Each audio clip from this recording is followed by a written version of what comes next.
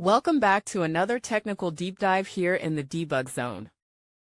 Today we're tackling a big question and breaking it down with insights from other users.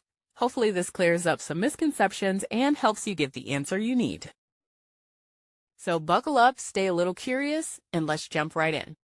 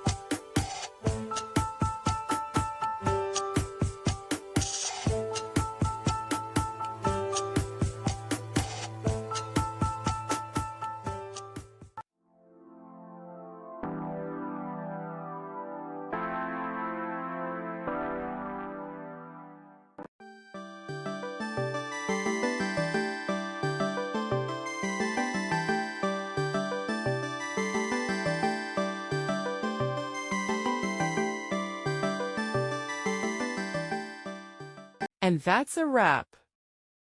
I hope you found the answer you were looking for. If you did, take a second to hit that subscribe button. It really helps out. And let me know in the comments which solution worked best for you. See you next time in the debug zone.